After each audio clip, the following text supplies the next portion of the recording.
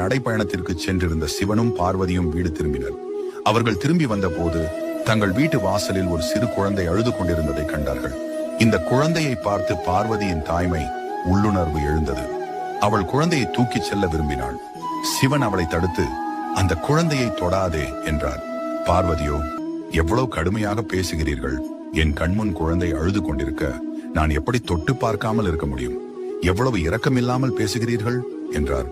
சிவன் மறுபடியும், நீ பார்க்கிறதை நம்பாதே, நான் சொல்வதை கேள், இந்த குழந்தையை தொடக்கூடாது என்றார்.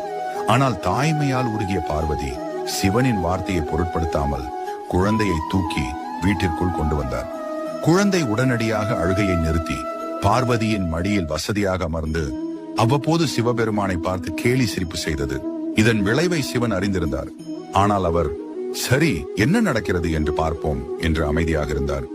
பார்வதி குழந்தையை தாளாட்டி பால் ஊட்டி உறங்க வைத்துவிட்டு சிவனுடன் சூடான நீரூற்றில் குளிக்கச் சென்றார். அவர்கள் திரும்பி வந்தபோது கதவுகள் உள்ளே இருந்து பூட்டப்பட்டிருப்பதை கண்டார்கள். பார்வதி திகைத்து போனார். யார் கதவை மூடியது என்றார். அதற்கு சிவன், இந்த குழந்தையை எடுக்காதே என்று நான் சொன்னேன், நீ குழந்தையை வீட்டிற்குள் கொண்டு வந்தாய், இப்போது அவன் கதவை பூட்டிவிட்டான் என்றார். பார்வதியோ, நாம் இப்போது என்ன செய்ய வேண்டும் என்றாள். அதற்கு சிவன், 2 வழிகள் இருக்கின்றன. ஒன்று, தனக்கு முன்னால் உள்ள அனைத்தையும் எரிப்பது, மற்றொன்று வேறு இருப்பிடத்தை கண்டுபிடித்து செல்வது என்றார்.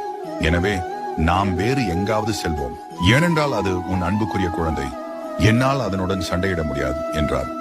இப்படித்தான் சிவனும் பார்வதி தேவியும் பத்ரிநாத்தை விட்டு வெளியேறி விஷ்ணு அங்கு வசிக்க வழிவகுத்தனர். அவர்கள் வாழ ஒரு சிறந்த இடத்தை தேடி சுற்றி திரிந்து இறுதியாக கேதார்நாத்தில் குடியேறினர். பத்ரிநாத் கேதார்நாத் இடையே வெறும் 10 கிலோமீட்டர் தூரம்தான். இறுதியில் சிவன் அங்கேயே தங்கிவிட்டார்.